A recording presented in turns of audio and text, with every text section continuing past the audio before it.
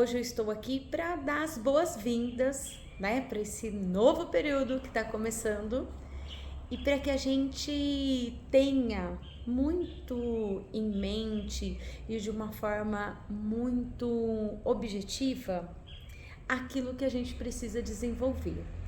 Não importa em que ano você esteja lecionando, não importa a matéria, a disciplina ou o conteúdo. O que a gente precisa de fato hoje é envolver o nosso aluno, engajar, trazê-lo para junto, para um conhecimento que possa despertar, né, uma vontade de aprender mais e de forma autônoma e de forma protagonista. Hoje a internet, ela já providencia isso. As nossas crianças já têm acesso a muita informação. Mas o que a gente precisa? Iniciar, startar toda essa atividade de aprimoramento, mas com a perspectiva dessa vontade de aprender.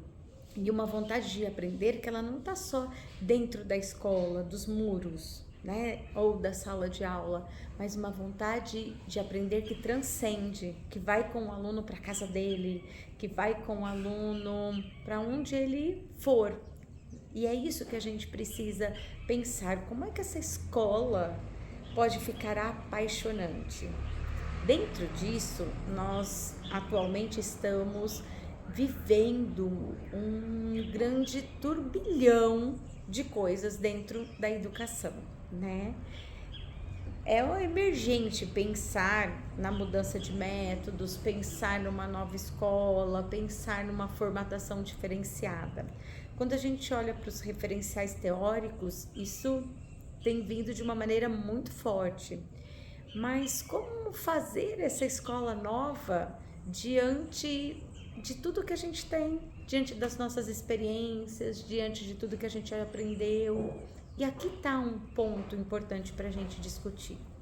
A neurociência, ela já mostra que o cérebro, ele gosta de aprender fazendo, colocando a mão na massa.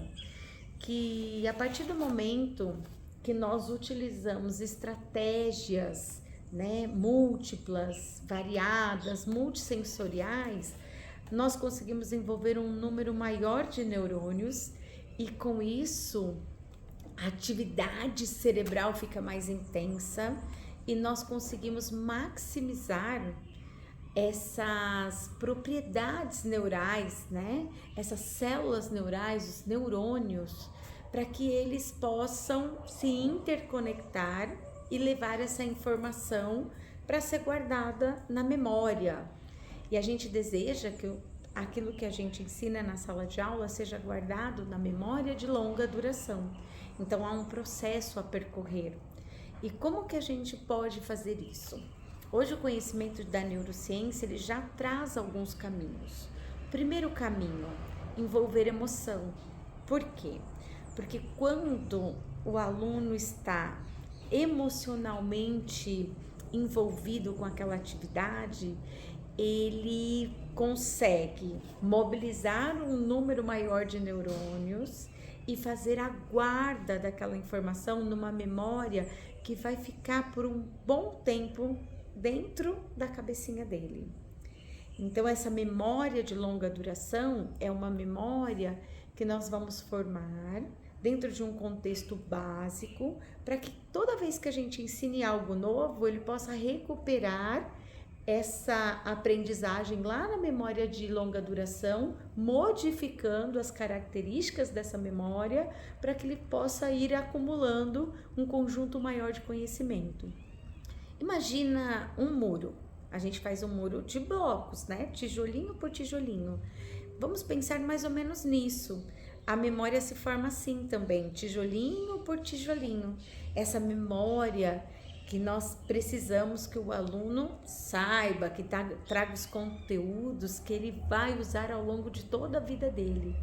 Que quando nós falamos de memória, a memória ela pode ser dividida em relação ao tempo, em relação a características, tem um monte de coisa. Mas aqui nós vamos ficar só na memória em relação ao tempo. que é a memória de curto prazo e a memória de longo prazo.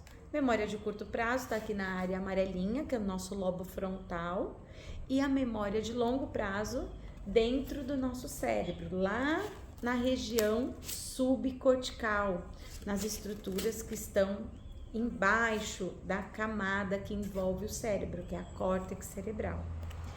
E para que a gente consiga mobilizar neurônios que possam fazer esse trabalho, a neurociência já nos coloca para pensar em algumas coisas. A primeira delas, que o cérebro adora aprender fazendo. Essa cultura maker, de colocar a mão na massa. E aí, a importância da gente tirar o aluno, né, só a ser condicionado a esse papel e essa caneta. A importância da gente levar o aluno para fazer pesquisas em volta da escola, fazer viagens, passeios, estudar em outros ambientes que não sejam só a sala de aula do método tradicional, esse que nós fomos educados. Funcionou com a gente, né? E ainda funciona, mas nós podemos também lançar mão de outros métodos. As metodologias ativas, a palavra metodologia significa um conjunto de métodos. Então, as metodologias ativas, elas nos orientam para a utilização de algumas ferramentas que possam fazer com que esse cérebro fique mais envolvido.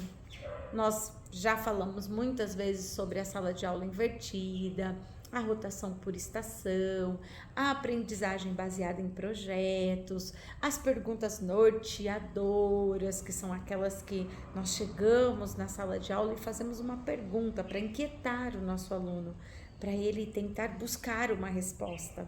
Quando o cérebro fica curioso, ele também dispara um conjunto de células nervosas, de neurônios, que vão ajudar a maximizar essa aprendizagem. Então, a curiosidade é como se fosse um tempero. A gente coloca um temperinho a mais, né?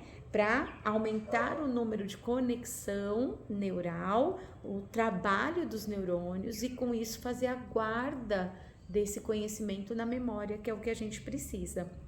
Eu falei um pouquinho antes para vocês sobre a importância de colocar o afeto, a emoção.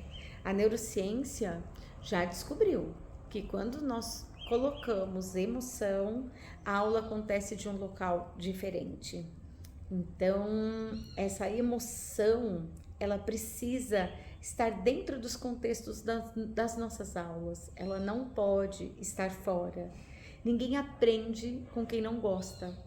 Então, a gente precisa gostar do professor, gostar de estar na escola, gostar das pessoas que estão com a gente, porque são situações que vão melhorar a captação dessa informação para a guarda desse conhecimento. O cérebro também gosta muito de lugar. Por isso que eu falei para vocês, vamos sair um pouco da sala de aula e para outros espaços. Vamos oportunizar locais diferentes.